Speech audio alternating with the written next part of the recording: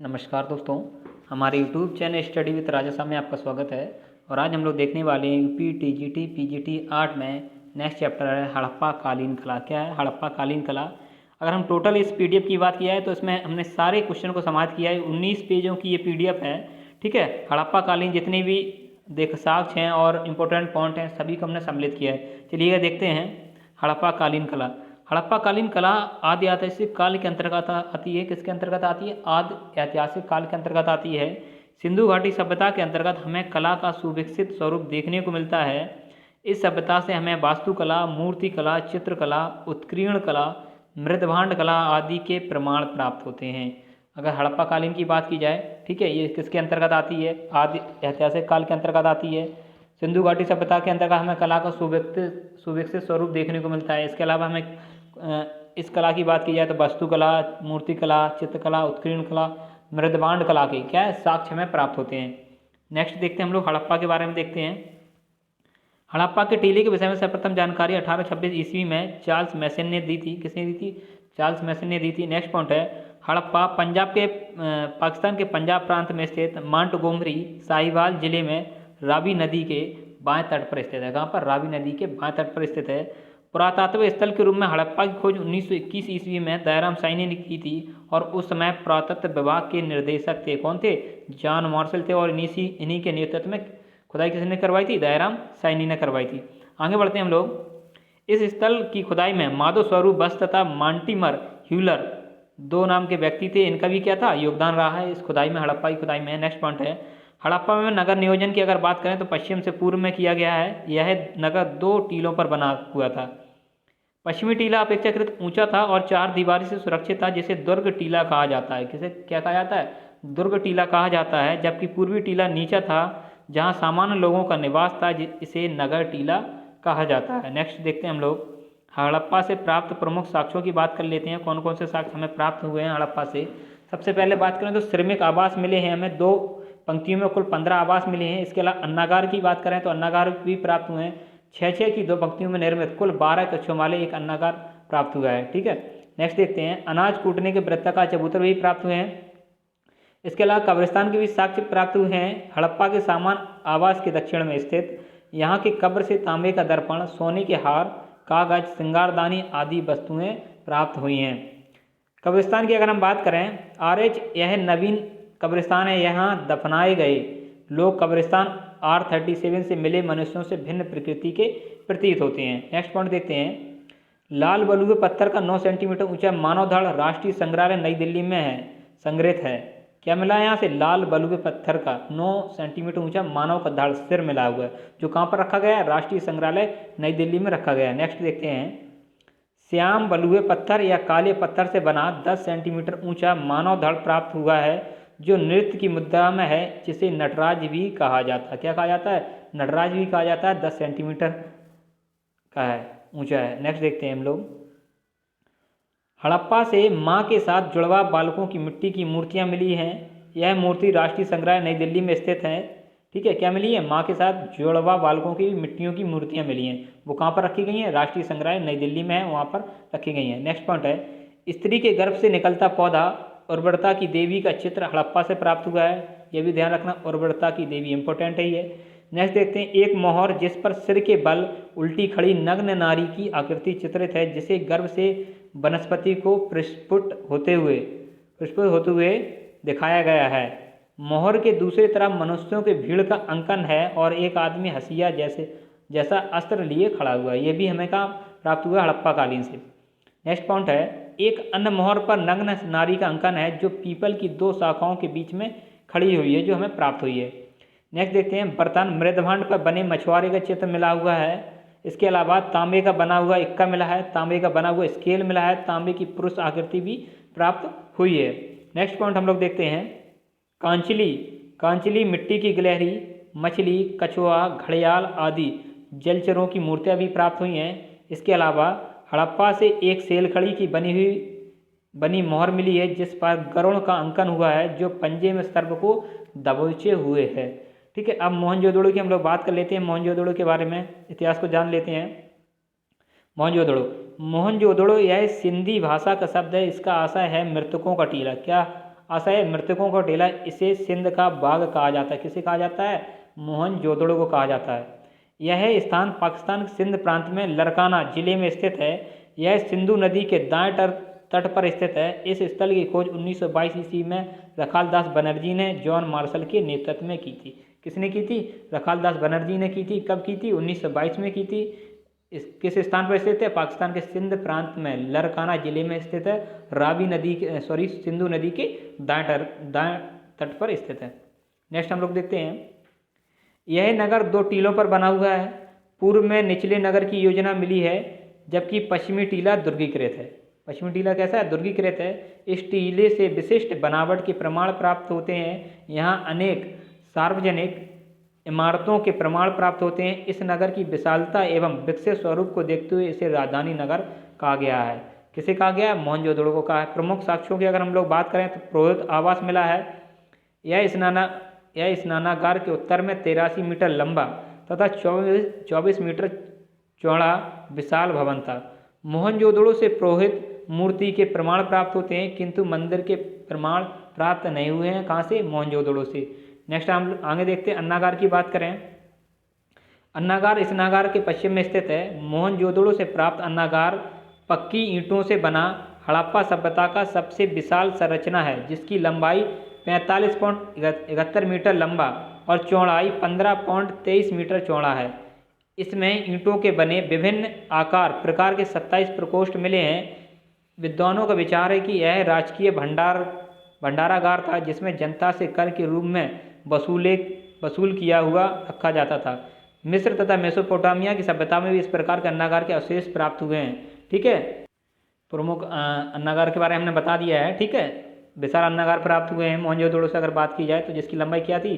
45.71 metre लंबा और चौड़ाई क्या थी? 15.23 मीटर चौड़ा था। ठीक है, और टोटल अगर ईंटों के बने विभिन्न आकार के प्रकारों की बात की जाए तो 27 प्रकोष्ठ मिले हैं अन्नागार के। आगे बढ़ते हैं हम लोग, बृहद अन्नागार की बात करते हैं। यह मोहनजोदड़ो के दुर्ग भाग के मध्य स्थित है। यह मोहनजोदड़ो का सर्वाधिक उल्लेखनीय स्मारक है। क्या है? बृहद स्नानागार। अगर आपसे पूछा जाता है बृहद स्नानागार कहाँ से प्राप्त हुए हैं, तो कहाँ से प्राप्त हुए हैं? मोहनजोदड़ो से प्राप्त हुए हैं। जलाशय के फर्श पक्की ईंटों से बने हैं। फर्श तथा दीवार की जुड़ाई जिप्सम से हुआ है। बाहरी दीवार पर जलरोधी बिटुमन का 1 इंच मोटा प्लास्टर लगाया गया है। तालाब में प्रवेश करने के लिए उत्तर दक्षिण दिशा में सीढ़ियाँ बनी हुई हैं। स्नानागार में पानी के अगर स्रोत की बात की जाए, उसके समीप बना हुआ कुआं था। जलाशय से पानी निकलने के लिए एक नाली बनी हुई है। यह स्नानागार के एक सामूहिक स्नान प्रबंधन की ओर संकेत करता है। जॉन मार्शल ने इसे तत्कालीन विश्व का आश्चर्यजनक निर्माण कहा है। किसे कहा है? मोहनजोदड़ो से प्राप्त बृहद स्नानागार को। नेक्स्ट देखते हैं, यह स्नानागार उत्तर दक्षिण में 55 मीटर तथा पूर्व से पश्चिम में 33 मीटर खुले प्रांगण के बीच जलाशय बना है। इस जलाशय की लंबाई 29 फुट, चौड़ाई की बात की जाए तो 23 फुट तथा गहराई की बात की जाए तो 8 फुट गहरा है। आगे देखते हैं, स्नानागार के पूर्व में दुर्ग भाग में एक ही कुषाणकालीन स्तूप पाया गया है, जिसके आधार पर मोहनजोदड़ो के दुर्ग भाग को स्तूप टीला भी कहा जाता है। नेक्स्ट आगे देखते हैं, सभा भवन की बात करते हैं, जो कि सभा भवन प्राप्त हुआ है मोहनजोदड़ो से। मोहनजोदड़ो के स्नानागार के दक्षिण में स्थित सभा भवन 750 वर्ग मीटर में बना है। यह दुर्ग के दक्षिण की ओर 90 बाई 90 फुट के आकार का एक वर्गाकार भवन मिलता है, जिसे सभा भवन कहा गया है। इसमें ईंटों के बीच चौकोर स्तंभों के अवशेष मिले हैं। भवन के भीतर बैठने के निर्मित चौकियां बनाई गई थीं। इस भवन का उपयोग सार्वजनिक सभाओं के लिए किया जाता है। उपयोगिता के आधार पर विद्वानों में मतभेद है। सभा भवन प्राप्त हुआ है मोहनजोदड़ो से, स्नानागार के दक्षिण में स्थित था। ठीक है, और जो कितने में बना था? 750 वर्ग मीटर में बना हुआ था। आगे देखते हैं, अर्नेस्ट मैकी ने कहा है, अर्नेस्ट जो मैकी थे उन्होंने कहा बाजार लगाने का स्थान है। जॉन मार्शल ने कहा बौद्ध मंदिर। मार्टिमर ह्यूलर ने कहा सभा भवन था। केन दीक्षित ने कहा धर्म चर्चा का स्थान। क्या कहा? धर्म चर्चा का स्थान कहा है। पशुपति शिव की भी मूर्ति प्राप्त हुई है, मोहर प्राप्त हुई है। कहाँ से हुई है? मोहनजोदड़ो से प्राप्त हुई है। मोहनजोदड़ो से प्राप्त एक मोहर पर चौकी पर पद्मासन मुद्रा में बैठे 3 मुखी पुरुष देवता की आकृति अंकित है। ये सिर्फ आपको इतना याद रखना है, पशुपति शिव की मोहर कहाँ से प्राप्त हुई है? मोहनजोदड़ो से प्राप्त हुई। इतना अंदर आपसे नहीं पूछा जाएगा। ठीक है, आगे देखते हैं हम लोग, योगी की भी मूर्ति यहाँ से प्राप्त हुई। किसकी मूर्ति प्राप्त हुई? योगी की भी मूर्ति प्राप्त हुई। सेलखड़ी का बनाया 25 सेंटीमीटर ऊंचा मानव धड़ के रूप में योगी की क्या हुई है?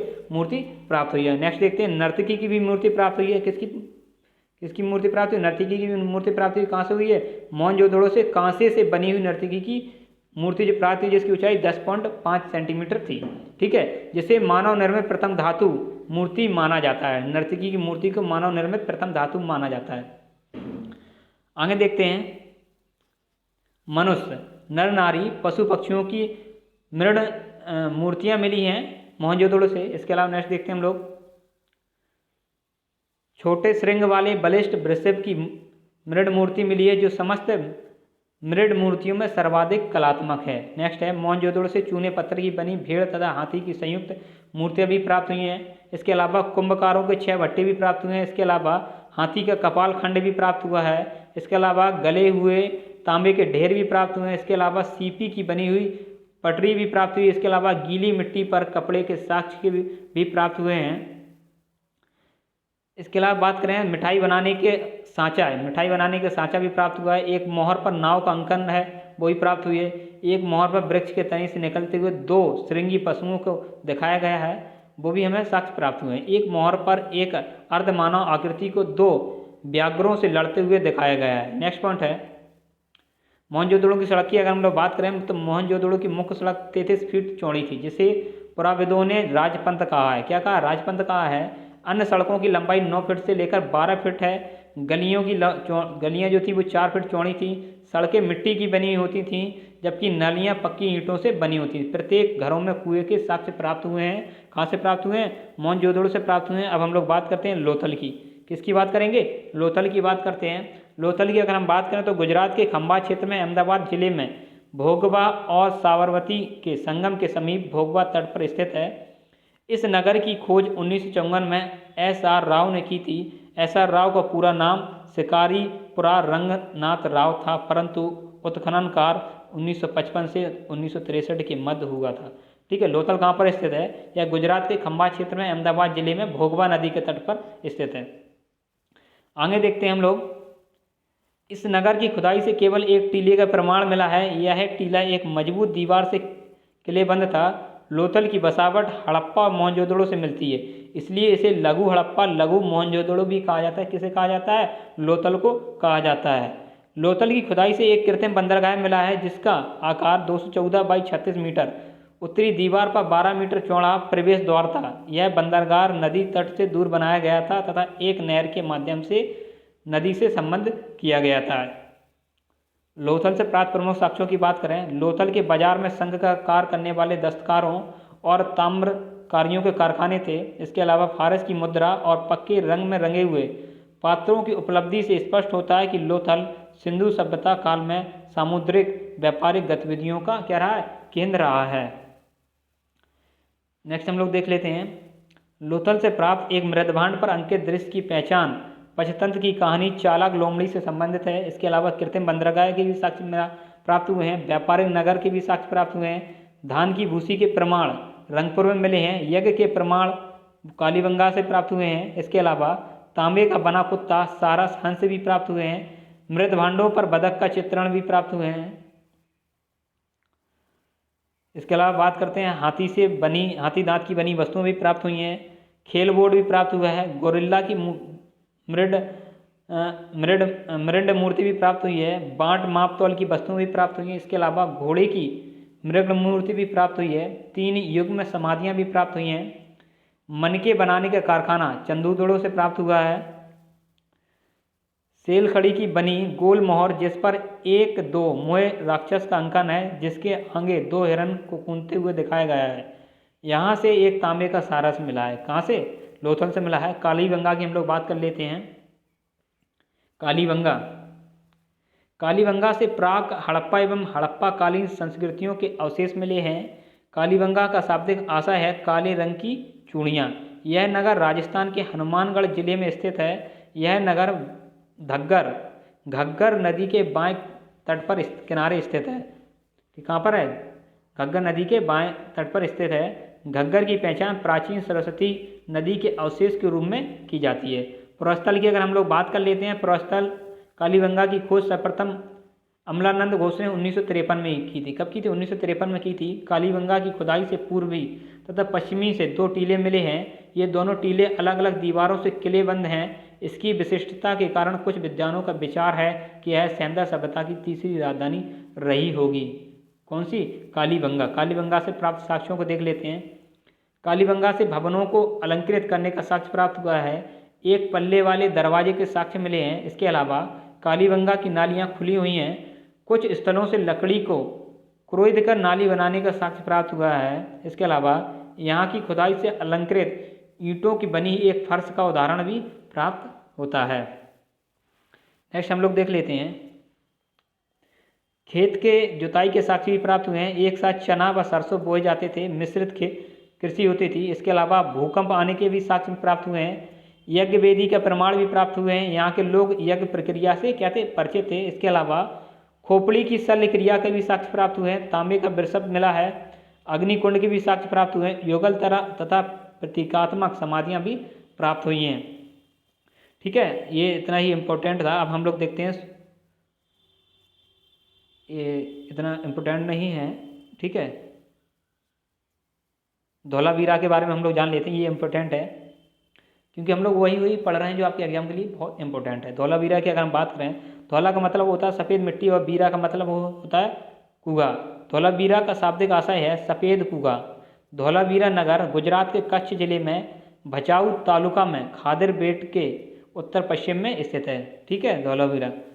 इसकी खोज की बात की जाए तो इसकी खोज भारतीय पुरातत्व सर्वेक्षण के जगपति जोशी ने 1967-68 में की थी, लेकिन इसका विस्तृत उत्खनन 1990-91 ईस्वी में रविंद्र सिंह बिष्ट RS बिष्ट ने किया था। इसके अलावा हम लोग बात करते हैं, ये इतने इम्पोर्टेंट नहीं है। अगर हम बनावाली की भी बात कर लेते हैं, बनवाली हरियाणा के हिसार जिले में सरस्वती नदी घाटी में स्थित है। इस पुरास्थल की खोज RS बिष्ट ने 1973 ईस्वी में की थी। बनवाली में सड़कों की अगर बात करें, चौराहों पर एक दूसरे को तिरछी काटते हुए सड़कें प्राप्त हुई हैं। बनवाली में जल निकास प्रणाली का अभाव है। यहाँ से पक्की मिट्टी का खिलौने के रूप में हल्की आकृति प्राप्त हुई है। यहाँ से ये इतना इम्पोर्टेंट है। अब हम बात करते हैं चनियोदड़ों की बात करते हैं। मोहनजोदड़ो से 80 मील दक्षिण में स्थित चनियोदड़ो पाकिस्तान के सिंधु प्रांत में सिंधु नदी के बाएं तट पर स्थित है। यहाँ से किलेबंदी के साक्ष्य नहीं मिले हैं। इस स्थल की खोज 1931 ईस्वी में MG मजूमदार ने की थी। 1935 में इसका उत्खनन मैके ने किया था। किसने किया था? मैके ने किया था। यहाँ से हड़प्पा संस्कृति के अतिरिक्त प्राक हड़प्पा संस्कृति के अवशेष मिले हैं। कहाँ से मिले हैं? चनियोदड़ो से मिले हैं। आगे हम लोग बात कर लेते हैं, प्रमुख साक्ष्यों के हम लोग देख लेते हैं कौन कौन से इंपॉर्टेंट है। सौंदर्य प्रशासन सामग्री प्राप्त हुई है। लिपस्टिक, चेहरे पर लगाने वाली क्रीम, पाउडर, काजल आदि के प्रमाण प्राप्त हुए हैं। मनके बनाने का कारखाना भी प्राप्त हुआ है। ठीक है, ये लोथल से भी मिला था। सीप तथा मुद्रा बनाने का साक्ष्य भी प्राप्त हुआ है। हड्डियों की वस्तुएं बनाने का भी साक्ष्य प्राप्त हुआ है। यहाँ के पात्रों में हल्के पीले रंग का प्रयोग किया गया। अलंकृत हाथी के भी साक्ष्य प्राप्त हुए। खिलौना के भी साक्ष्य प्राप्त हुए। एक ईंट पर कुत्ते बिल्ली का पीछा करते हुए पदचिन्ह भी प्राप्त हुए हैं। बकराकार ईंटें भी प्राप्त हुई हैं। इसके अलावा चनियोदड़ो की मिट्टी की मुद्रा पर 3 घड़ियाल तथा 2 मछलियों का अंकन है। इसके अलावा मिट्टी का बना 4 खाने का इत्र प्राप्त मिला है। पीतल की बनी बतख भी प्राप्त हुई है। रोपड़ की हम लोग बात कर लेते हैं। रोपड़ जो है पंजाब राज्य के रूपनगर जिले में सतलज नदी के बाएं तट पर स्थित है। रोपड़ की खोज 1950 ईस्वी में BB लाल ने की थी। इसकी खुदाई 1953-55 में यज्ञदास शर्मा ने की थी। किसने की थी? यज्ञदास शर्मा ने की थी। प्रमुख साक्ष्यों की अगर हम लोग बात कर लेते हैं, मानवीय सावधान तथा मानव के साथ कुत्ता दफनाए जाने का प्रमाण प्राप्त हुआ है। इस प्रकार के प्रमाण नवपाषाणिक स्थल बुर्ज होम से भी प्राप्त होते हैं। रोपड़ में संस्कृति के 5 या 6 चरणों के प्रमाण मिलते हैं। तांबे की कुल्हाड़ी भी प्राप्त हुई है। हम लोग बात करते हैं रंगपुर की अगर हम बात करें तो ये रंगपुर गुजरात के सौराष्ट्र में मादर नदी के तट पर स्थित है। इसकी खुदाई की बात की जाए तो 1931 में माधव स्वरूप बस ने, तत्पश्चात 1953-56 में SR राव ने की थी। यहाँ से प्राक हड़प्पा और उत्तर हड़प्पा कालीन सभ्यता के अवशेष प्राप्त होते हैं। अगर हम प्रमुख साक्ष्यों की बात की जाए, 2 ही साक्ष्य इंपॉर्टेंट हैं। यहाँ से धान की मूसी के प्रमाण प्राप्त हुए हैं। बबूल की लकड़ी, उपकरण और फर्नीचर प्राप्त हुए हैं। आलमगीरपुर की हम लोग बात करते हैं। आलमगीरपुर उत्तर प्रदेश के मेरठ जिले में स्थित यमुना नदी के सहायक हिंडन नदी के बाएं तट पर स्थित है। इस नगर की खोज 1958 ईस्वी में भारत सेवक समाज द्वारा की गई थी। किसकी? आलमगीरपुर की। इसका उत्खनन की हम लोग बात करें, इसका उत्खनन 1958 ईस्वी में यज्ञदत्त शर्मा द्वारा किया गया था। प्रमुख साक्ष्यों की बात करें, यह हड़प्पा सभ्यता का सर्वाधिक पूर्वी पुरास्थल है। यहाँ के मृत भांडों पर मोर, त्रिभुज, गिलहरी की आकृतियाँ प्राप्त हुई हैं। आलमगीर से रीछ तथा सर्व की मृण मूर्तियाँ भी मिली हैं। ठीक है, ये इंपॉर्टेंट साक्ष्य थे यहाँ से 3। हम लोग अब दैमाबाद की बात करते हैं। दैमाबाद की अगर हम बात करें तो महाराष्ट्र के अहमदनगर जिले में गोदावरी नदी की सहायक प्रवरा नदी के तट पर स्थित है। यह सेंधव सभ्यता का दक्षिणी स्थल है। कैसा है? दक्षिणी स्थल है। प्रमुख साक्ष्यों की अगर हम लोग बात करते हैं तो सर्वप्रथम है दैमाबाद की खुदाई से कांसे का बना एक रथ मिला है, जिसमें 2 बैलों की एक जोड़ी है और एक नंगी मानव आकृतियाँ खड़ी अवस्था में चला रहे हैं। इसके अलावा कांसे से बनी सांड, गेंडा, हाथी मिले हैं। हम लोग बात करते हैं कोटदीजी की अगर हम लोग बात करें, यह स्थल पाकिस्तान के सिंध प्रांत में सिंधु नदी के बाएं तट पर स्थित है। सिंधु नदी के बाएं तट पर स्थित है। भारी मात्रा में तांबा के बढ़ांग प्राप्त हुए हैं। मृदभांड पर दलीय पुष्प आकृति मिली है। यहाँ से साक्ष्यों की बात की जाए तो देसलपुर की अगर बात करें तो यह गुजरात के कच्छ में स्थित है। देसलपुर और लोथल से तांबे की एक एक मोहर मिली है। इसके अलावा आमरी की बात की जाए, पाकिस्तान के सिंध प्रांत के सिंधु नदी के दाएं तट पर स्थित है। प्रमुख साक्ष्यों की अगर हम लोग बात करें तो प्रमुख साक्ष्य यहाँ से बारासिंगा का साक्ष्य प्राप्त होता है। ये इंपोर्टेंट हड़प्पा कालीन जो थे वो हमने आपको करा दिए हैं। ठीक है, और ये लास्ट है सुतकांगेडोर की बात की जाए, यह स्थल पाकिस्तान के बलूचिस्तान प्रांत में दास्क नदी पर स्थित है। इसकी खोज 1927 ईस्वी में स्टाइन के द्वारा की गई। यह एकमात्र सैंधव स्थल है जिसे प्राकृतिक चट्टानों के ऊपर बसाया गया था। एकमात्र, ठीक है, सैंधव स्थल है जिसे किस पे बसाया गया था? प्राकृतिक चट्टानों पर बसाया गया था। यह हड़प्पा सभ्यता का सबसे पश्चिमी स्थल है। बालाकोट की हम लोग बात करते हैं। बालाकोट पाकिस्तान के बलूचिस्तान प्रांत में स्थित है। यहाँ से सीप उद्योग के साक्ष्य प्राप्त हुए। इसके अलावा कुणाल की बात की जाए, यह हरियाणा के हिसार जिले में स्थित है। यहाँ से चांदी के बने 2 मुकुट प्राप्त हुए हैं साथियों। ठीक है साथियों, अभी के लिए इतना ही। जितने भी साथी हमारे चैनल से नए जुड़े हैं तो प्लीज़ चैनल को सब्सक्राइब कर लीजिएगा तथा शेयर भी कर दीजिएगा, जिससे और भी नए साथी हमारे चैनल के साथ जुड़ सकें।